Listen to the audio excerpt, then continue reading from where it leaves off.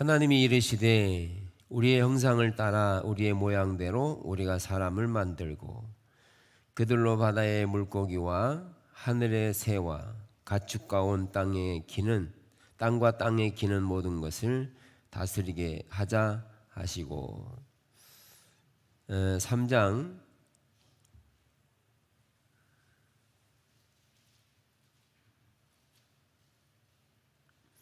5절입니다. 너희가 그것을 먹는 날에는 너희 눈이 밝아져 하나님과 같이 되어 선악을 알 줄 하나님이 아심이니라. 아멘.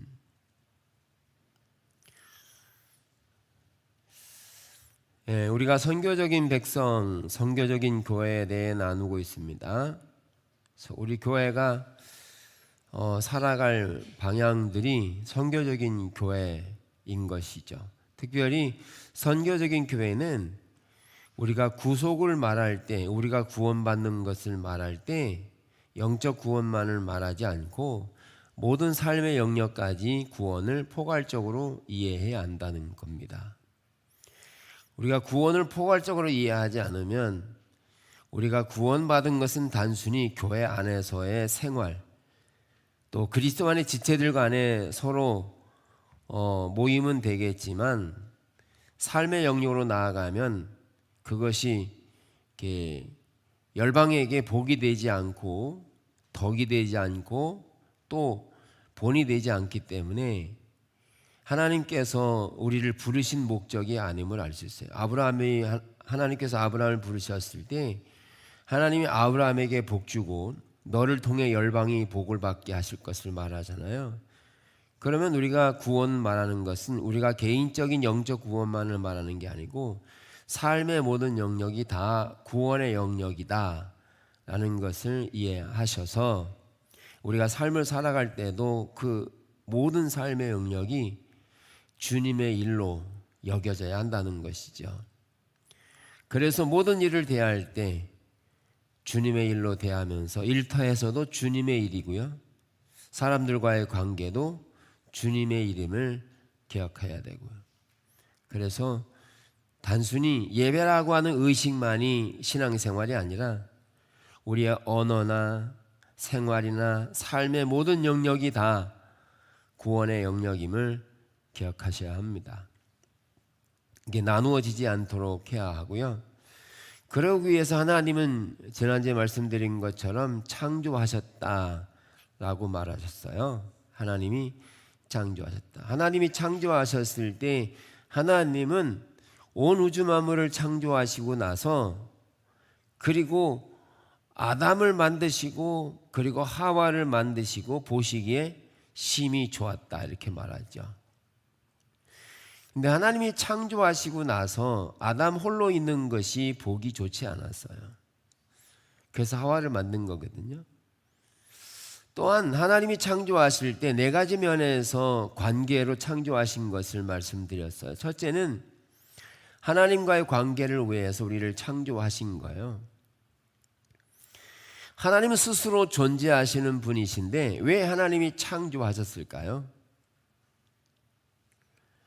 홀로 만족하면 창조 자체가 필요가 없어요.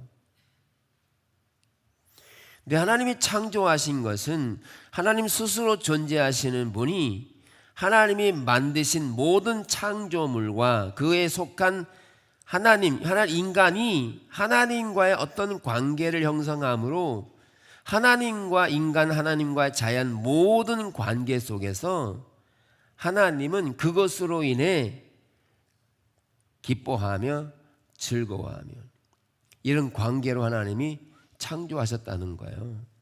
그래서 하나님 원래 의도하셨던 것은 에덴 동산에서처럼 우리에게 기쁨과 감사와 즐거움이 넘치는 창조라는 것을 우리가 볼 수 있어요.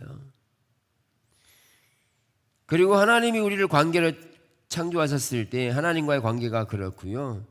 또 자기 자신에 대한 관계도 이렇게 올바른 관계로 인식돼야 되는 거죠. 우리 스스로 생각할 우리 자신이 누구인가에 대해서도. 여러분 자신을 사랑하십니까? 여러분 성품이 좋으세요? 여러분 성품 좋으세요? 대부분 답 안 하시잖아요. 왜냐하면 내 성품 별로 안 좋아한다고 생각하거든요. 그러니까 누구 성품 좋아해요? 다른 사람 성품 좋아해요. 여러분, 내 성품은 내가 좋아하지 않으면 누가 좋아해줘요? 이걸 보면 우리는 타락을 알 수 있어요. 원래 하나님의 창조하셨을 때 우리 자신과의 관계에서 우리 자신은 흠잡을 데 없는 사랑의 관계 안에 있었습니다. 그리고 다른 사람들과의 관계에서도 창조하셨어요. 아담과 하와를 만드실 때 그 서로를 위해 창조하셨어요. 그리고 그 이후에도 하나님은 다른 사람들과의 관계를 위해 창조하셨고, 마지막 네 번째는 하나님이 창조하신 모든 것들과도 관계하게 하셨다.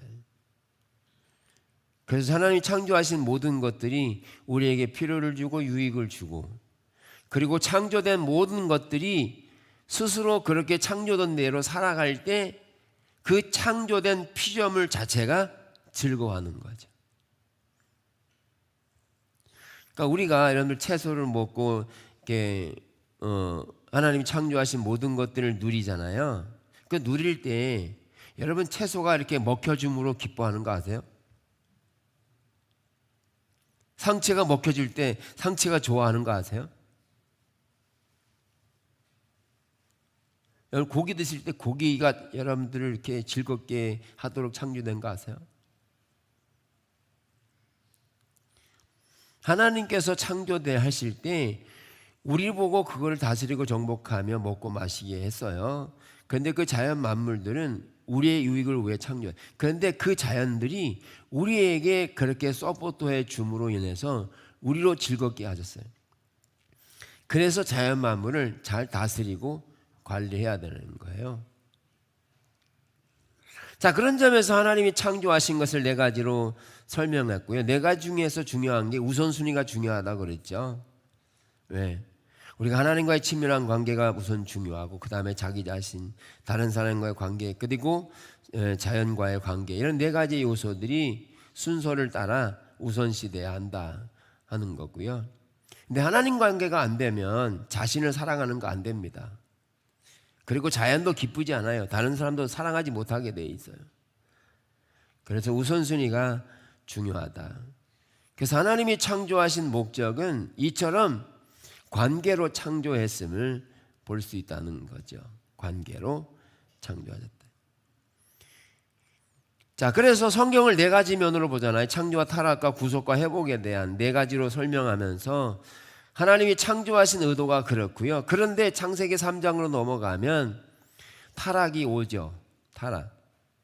타락이라고 하는 것은 하나님과 우리와 자연과 모든 관계된 것이 창조의 원리라면, 타락은 하나님과의 중심적인 관계로부터 분리시키는 게 타락입니다. 그래서 대표적으로 우리가 선악과를 먹는 것을 말하는데, 하나님이 선악과를 동산 중앙에 두시고 그것을 먹지 말라고 하시죠. 먹는 날에는 너희가 정령 죽을 걸 말하죠. 죽는다라고 말하죠. 그러나 사단이 이렇게 뱀으로 유혹해서 하와에게 찾아와서 이렇게 유혹할 때 하나님이 주신 모든 실과를 먹지 말라는, 아니 그게 아니고 먹으라 했는데 선악과만 먹지 말라. 왜 못 먹게 했냐. 그걸 말하면서 읽은 대로 이렇게 얘기하잖아요. 너희가 그것을 먹으면 하나님과 같은 반열에 서기 때문에, 그래서 선과 악을 알기 때문에 하나님 먹지 말라고 한 거야. 이 유혹을 듣고 하와가 그것을 보았을 때 먹음직 그리고 탐스럽게 생긴 것으로 보여진 거죠. 그래서 따먹은 거예요. 그래서 따먹고 나자마자 그들은 하나님과의 관계가 끊어졌습니다. 하나님과의 관계가. 그래서 하나님과의 관계가 끊어지고요. 그리고 모든 것으로부터 분리되었던 게 타락입니다. 그래서 창조를 하나님 중심적인 삶이라고 하면 타락은 자기 중심적인 걸 말하거든요. 그래서 타락은 하나님 중심적인 것을 떠나 자기 중심적인 삶으로 살아가는 것을 타락이라고 말하는 것입니다.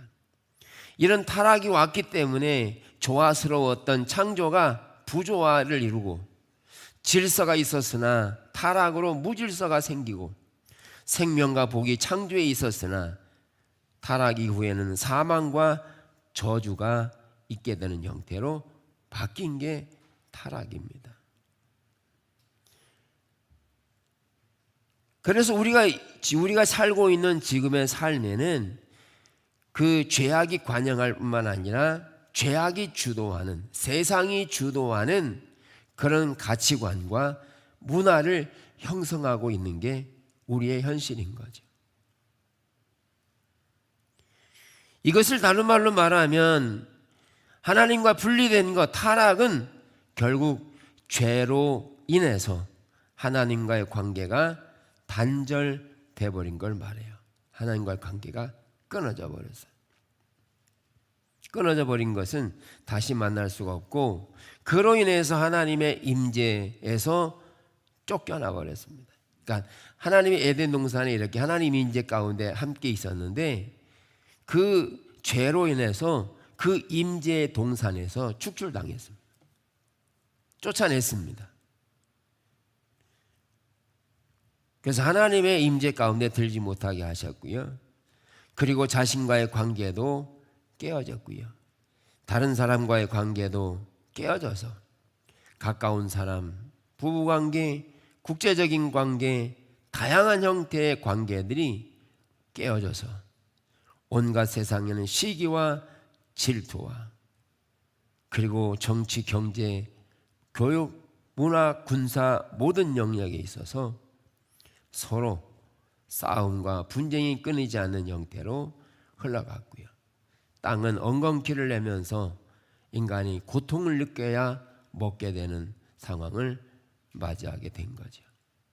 그래서 오늘날의 일조차도 오해돼 있어요.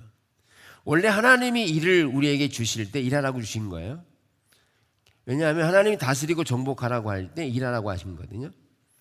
그래서 하나님께서 주신 일은 즐거운 일이었고요, 기쁜 일이었고요, 그것을 통해서 만물과 호흡하며 함께 공존하도록 주신 게 일이었어요. 근데 타락하면서 인간은 땅에서 엉겅퀴를 내게 되는, 그 엉겅퀴를 뽑아내야 음식을 먹게 되는 수고로움이 동반되면서 그 고통 가운데 살게 되는 형태를 가지게 된 거죠. 그래서 인류의 타락은 한 사람의 타락이라기보다는 전 인류가 타락했다라는 것을 말해주고 있음을 볼 수 있어요. 그래서 죄의 결과, 결국 타락했다는 말은 인간이 가지고 있는 영적이든 육체적이든 지적이든 관계적이든 이런 모든 부분에서 타락하고 파괴되어졌음을 볼 수 있다는 거죠.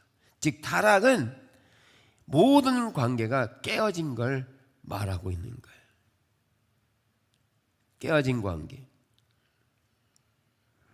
그래서 창조주 하나님에 대한 인간의 불순종과 반역은 처참한 결과를 가져왔습니다. 이런 불순종이, 즉 하나님을 떠난 일이 얼마나 큰 결과를 가져왔는지를 로마서 1장을 보면 알 수 있거든요. 로마서 1장 18절에 보면 하나님의 진노가 불의로 진리를 막는 사람들의 모든 경건하지 않음과 불의에 대하여 하늘로부터 나타나나니 이는 하나님을 알만한 것이 그들 속에 보임이라. 하나님께서 이를 그들에게 보이셨느니라. 창세로부터 그의 보이지 아니하는 것들 곧 그의 영원하신 능력과 신성이 그의 만드신 만물에 분명히 보여 알려졌으니 그러므로 그들이 핑계하지 못할지니라. 이 창조 안에 나타난 것이 우선순위예요. 하나님이 그 창조 안에 하나님 자신을 두시고 계시하고 알려주시고 그 모든 능력이 있다는 것을 말해요. 그런데 21절 하나님을 알되 하나님을 영화롭게도 아니하며 감사하지도 아니하며 오히려 그 생각이 허망하여지며 미련한 마음이 어두워졌나니 스스로 지혜 있다 하나 어리석게 되어 썩어지지 아니하는 하나님의 영광을 썩어질 사람과 새와 짐승과 기어다니는 동물 모양의 우상으로 바꾸었느니라. 그러므로 하나님께서 그들을 마음의 정욕대로 더러움에 내버려 두사 그들의 몸을 서로 욕되게 하였으니 이는 그들이 하나님의 진리를 거짓의 것으로 바꾸어 피조물을 조물주보다 더 경배하고 섬김이라.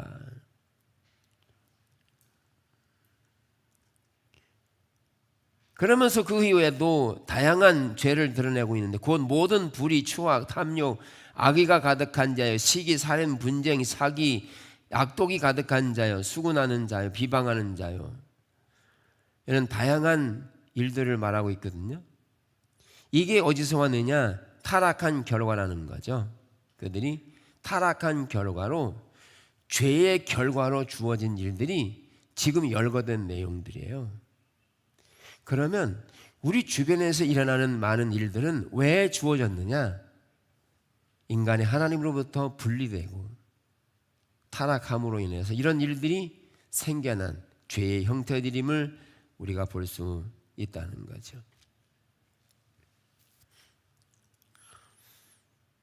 자, 이렇게 죄라고 하는 영역은 하나님과의 단절을 말하기 때문에 하나님의 평강이나 샬롬은 그냥 주어지지 않아요.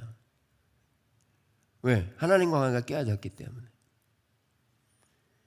그러면 우리가 삶을 살아가면서 행복하고 샬롬이 넘쳐야 되는데, 그러면 우리가 어떻게 해야 샬롬이 되느냐? 결국 죄의 문제를 해결해야 되는 요소거든요. 그래서 죄의 문제를 해결하고자 할 때 어떻게 해야 되느냐 하면, 죄의 문제를 해결하는 데 있어서 죄는요 하나의 법이라고 바울은 정의해요. 그래서 로마서 7장과 8장의 내용에서 로마 7장에서 바울이 심각한 고민을 하고 있어요. 어떤 고민을 하냐면 내 속에 두 가지 법이 있는 것을 본다. 그러면서 선한 마음이 있어서 선한 대로 살려고 애쓰지만 그렇게 살지 못하는 자신을 보는데, 그런데 또 하나의 다른 법이 있는데 하나의 죄의 법이 있더라. 그런데 이 두 가지의 법이 있는데 어떤 법이 이기느냐?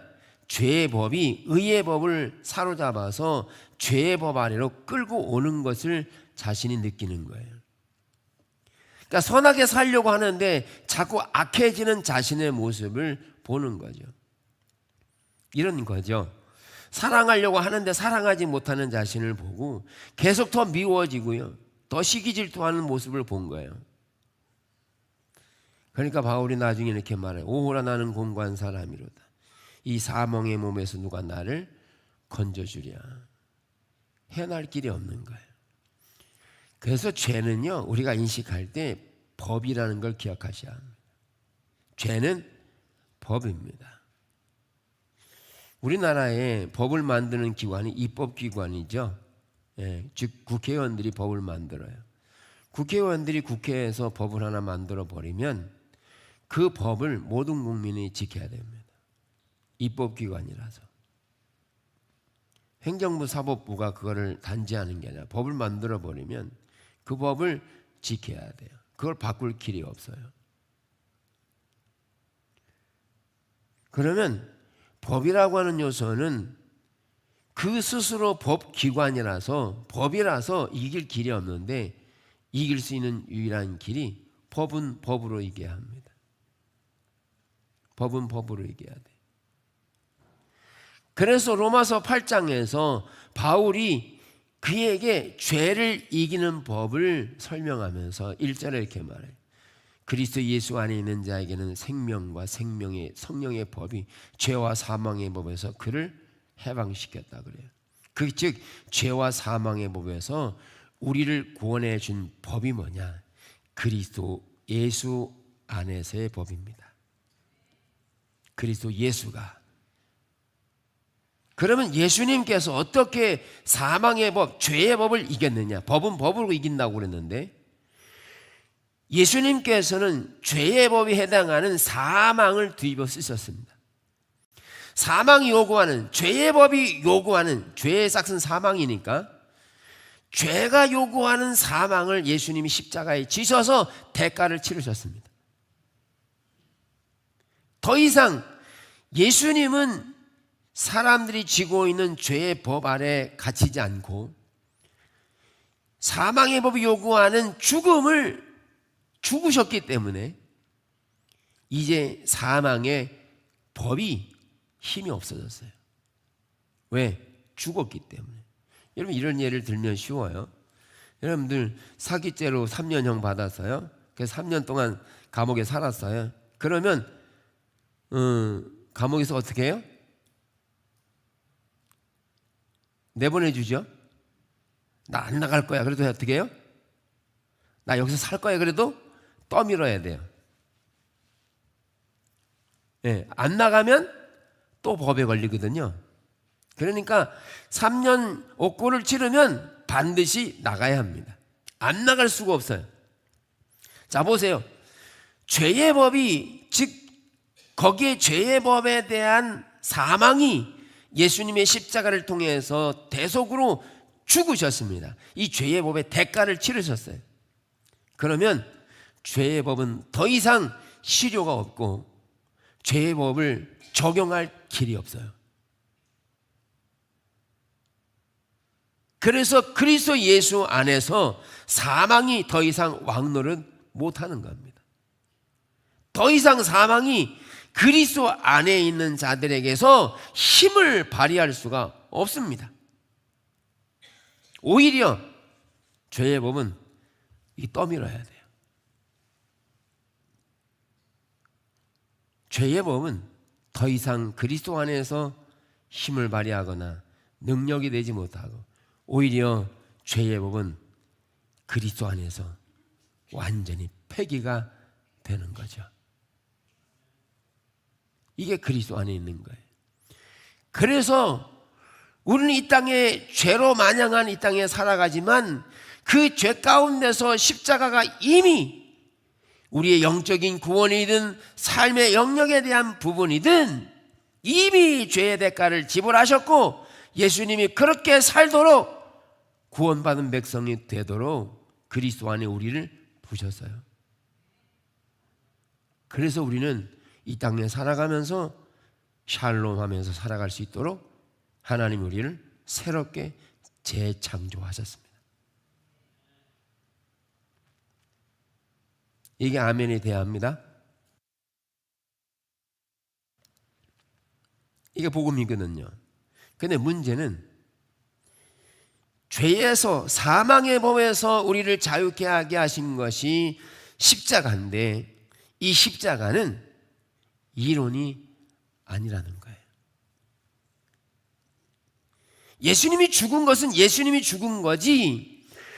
로마서 6장에 보면 예수 그리스도와 합하여 우리가 침례를 받음으로 우리는 그리스도와 하나가 됐는데 우리는 그리스도와 하나 됐다는 말은 더 이상 그리스도 안에서는 죄의 법이 우리를 구속하지 못하게 돼 있어요. 즉 우리가 샬롬하면서 누릴 수 있는 것들을 빼앗아갈 수 있는 능력이 전혀 없다는 거예요. 근데 우리의 삶에 실제적으로 왜 억압당하고 고통당하느냐? 그게 실제가 아니기 때문에 그래요. 지식과 정보이기 때문에 그래요. 여러분, 사람이 서로 사랑할 때 지적으로 사랑해요? 경험으로 사랑해요? 중매쟁이가 중매할 때 참 얼마나 예쁘고 좋은 대학 나오고 칭찬해요. 근데 본인이 전혀 관심이 없어. 그럼 사랑돼야 안 돼요? 아무리 좋은 학벌과 배경을 가지고 있고 잘생기고 미인이고 잘 있고 그랬어도 그 당사자가 그를 향한 마음이 조금이라도 쏠리지 않으면 아무런 상관없다니까요. 아무리 많은 사람들이 십자가의 놀라운 능력을 말해도 소용없어요. 이 십자가는 이론이 아니라 실제로 내가 그분을 만나는 개인적인 만남을 통해서만 이 생명이 유지되고 발견되고 실제로 승리를 얻게 하시는 거기 때문에.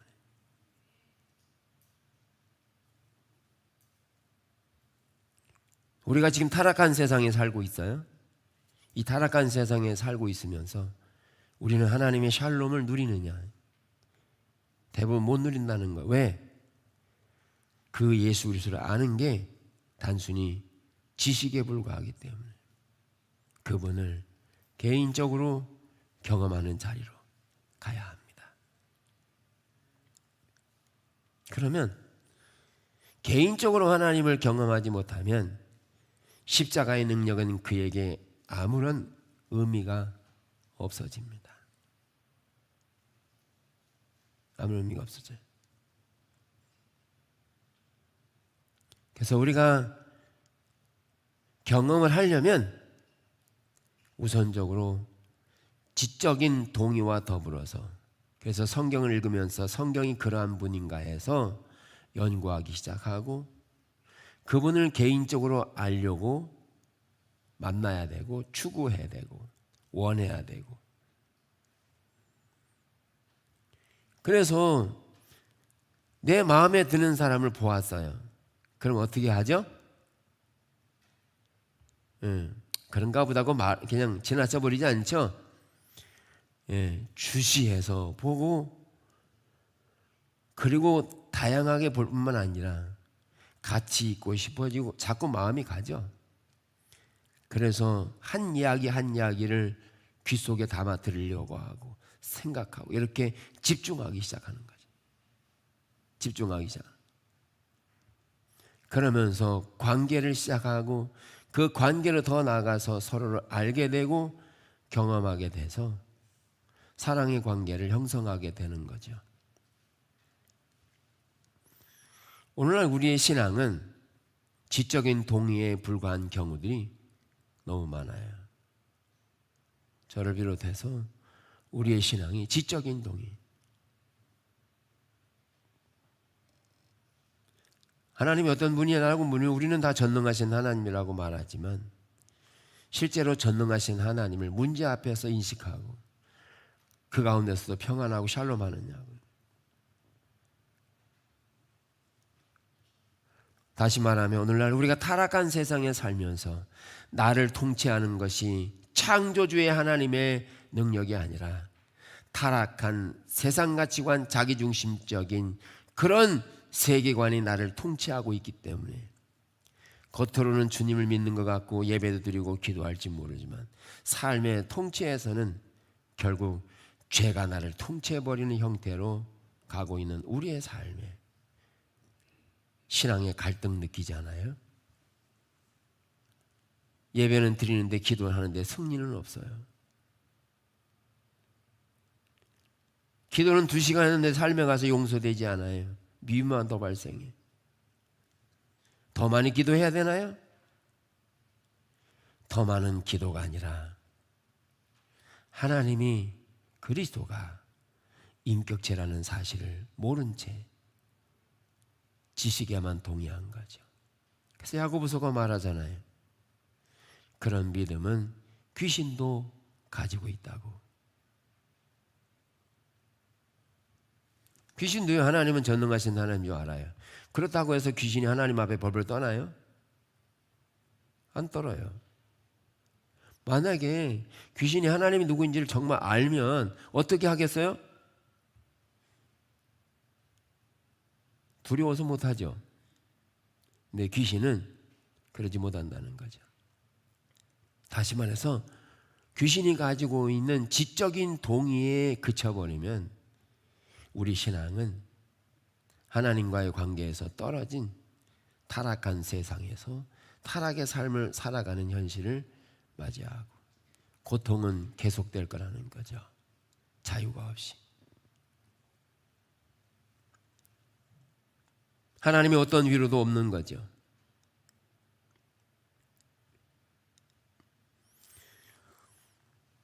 그래서 타락의 본질은 자기중심적인 것이어서 사단이 하와에게 찾아와서 너 그거 먹으면 네가 하나님 되는 거야 이렇게 말한 거거든요. 오늘날 우리들은 타락한 세상에 살아가면서 네가 하나님 돼, 어느 누구도 자기 자신이 다른 사람 아래에 있지 않기를 원해요. 다시 말해서 질서에 순복하기를 원하지 않고 자기가 항상 주인 되길 원하세요.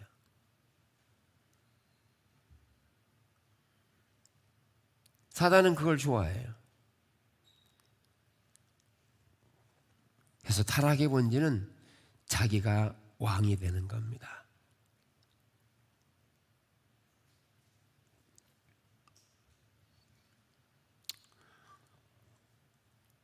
그래서 선악과를 따먹는 순간 우리는 타락의 길로 들어섰고 하나님의 주권적인 통치, 하나님의 중심적인 삶을 내팽개쳐 버렸어요. 주님의 말씀을 듣고 따라 살아가는 것이 힘들어지고 싫어지고, 그래서 이사야 53장은 이렇게 말하죠. 다 양 같아서 그릇 행하여 각기 제 길로 갔다고.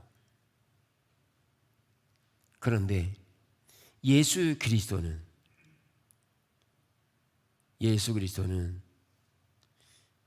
자신에게 주어진 삶을 하나님의 의를 따라 하나님이 원하시는 길을 따라 순종하며 순복하며 그분은 사셨습니다.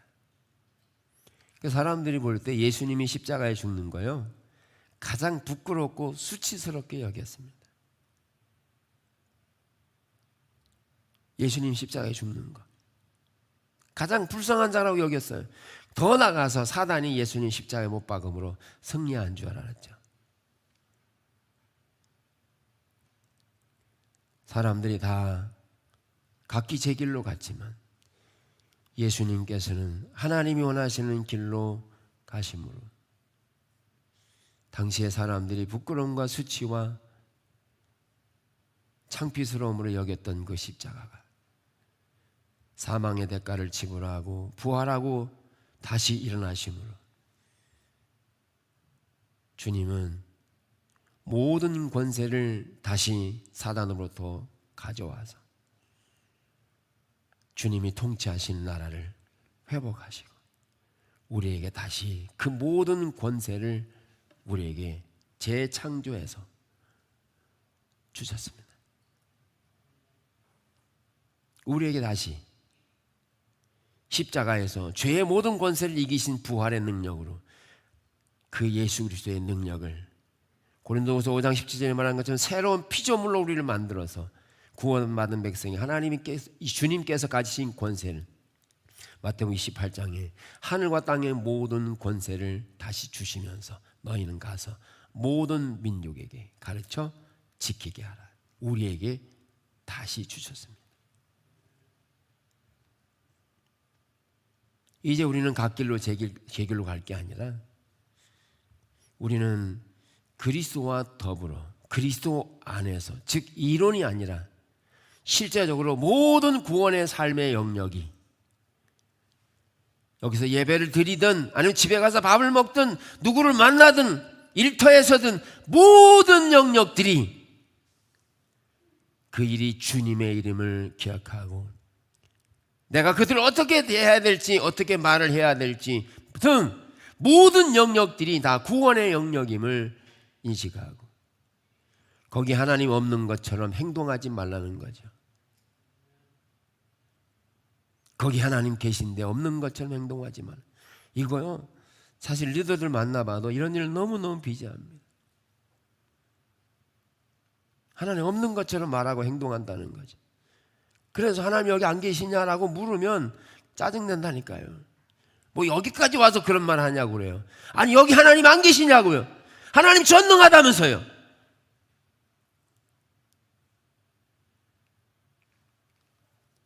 저도 이렇게 큰 소리 칠 때 넘어지는 때도 있습니다.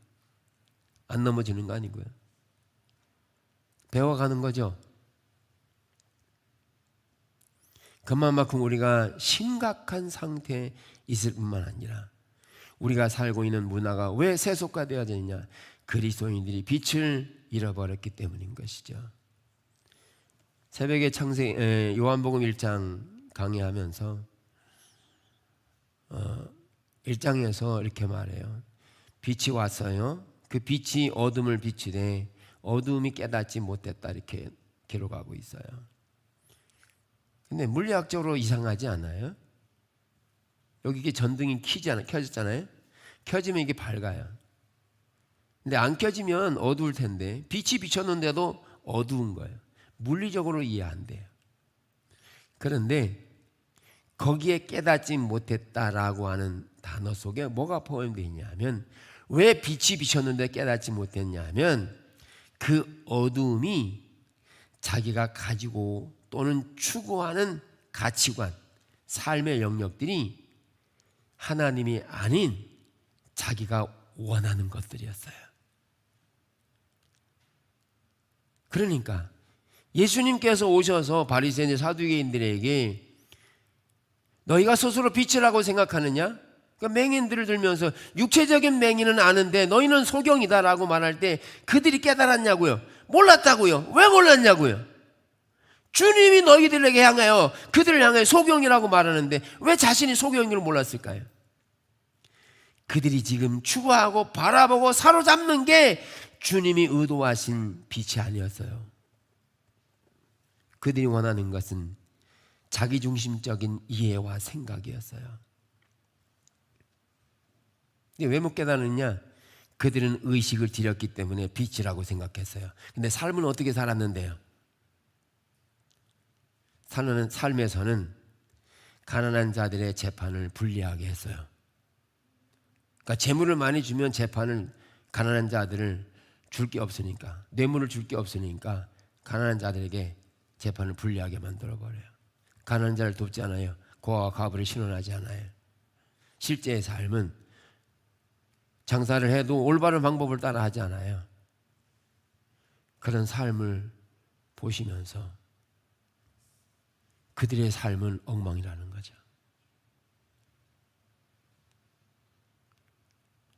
너희가 스스로 빛이냐? 하나님께서 말씀하신 의식은 잘 들리는데 그 빛이냐? 그런데 아무리 얘기해도 그들이 못 깨달았어요. 왜? 그들이 쥐어잡고 있는 게 주님이 아니라 그들이 원하는 세상이었어요. 그러니까 못 깨달은 겁니다. 어느 정도냐? 요한복음 5장 6장에 나오는 오병이어를 일으킨 남이 예수님 바다 건너갈 때 그 수많은 사람들이 다음날 찾아오잖아요. 왜 찾아왔겠어요? 먹을 걸 얻으려고 또 찾아온 거예요. 근데 거기다 대고 예수님께서 내 살과 피를 먹고 마시라 그래요. 그러니까 사람들이 대부분 다 떠나요.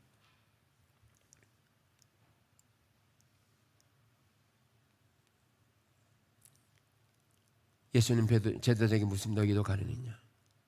베드로가 대답합니다. 영생의 말씀이 여기 있사오니 우리가 어디로 갑니까? 베드로는요, 예수님 안에서 빛을 봤어요. 그래서 주님을 따랐어요. 네, 그 많은 사람들은 예수님 안에 뭘 봤어요? 예수님을 먹을거리 대주는 사람으로만 인식했어요. 왜 빛을 못 봤느냐? 그들이 추구하는 게 주님이 아니라 그들이 원하는 것이었어요. 못 깨닫죠. 그럼 어떻게 되느냐? 세상은 점점 더 세속화되어지고 악해지는 거지. 구원할 길이 없어요. 그래서 하나님께서는 아브라함을 불러서 세상의 빛의 샘플을 삼으려고 부르신 거예요. 그래서 안 돼서, 그래서 오늘날 예수 그리스도를 통하여 교회를 세운 목적이 교회를 회복하고 하나님의 나라를 회복하고자 하는 의도와 목적을 가지신 거라는 거예요. 뭐 어떻게 회복할 거냐? 그 대안을 지금 우리가 나누고 있는 거예요. 구속이 포괄적인 성격을 담고 있기 때문에 우리는 어디를 가든지 복음의 능력의 삶을 실제로 살아내도록 해야 한다.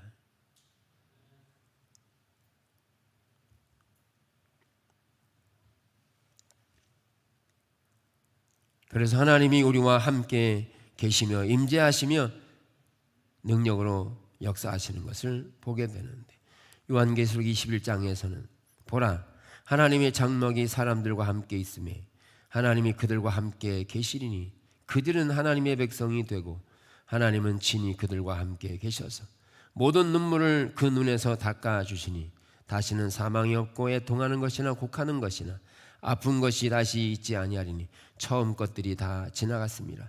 보좌에 앉으신 이가 이르시되 보라 내가 만물을 새롭게 하노라. 새하늘과 새 땅에서 이루어질 일이지만 우리는 이 땅에서도 부분적으로 그런 창조의 원리를 따라 행복하게 기쁨의 삶을 살아갈 수 있는 길을 우리에게 이미 열어놓으신 것입니다.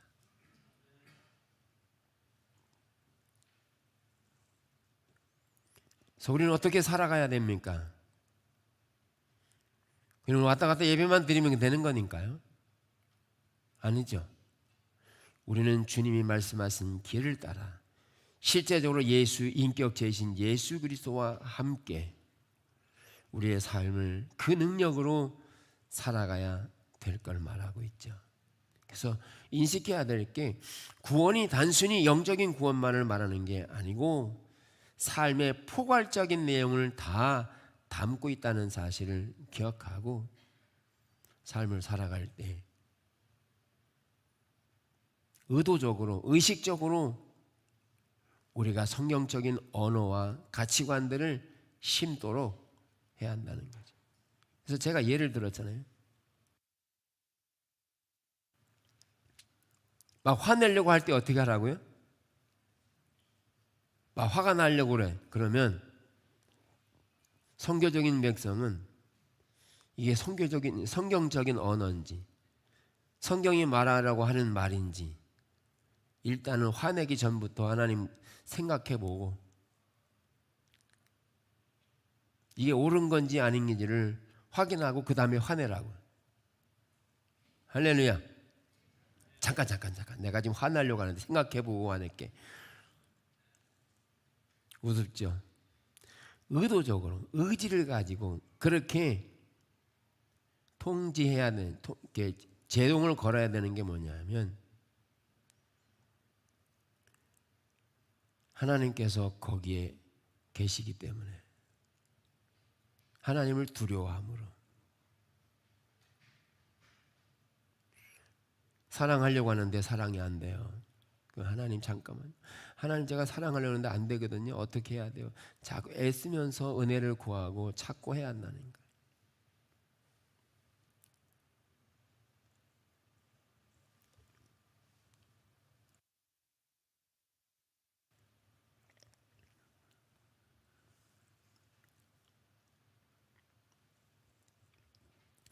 그래서 하나님을 찾는 것은 꼭 무엇과 같으냐면 모래 속에서 진주를 찾는 것 같아요.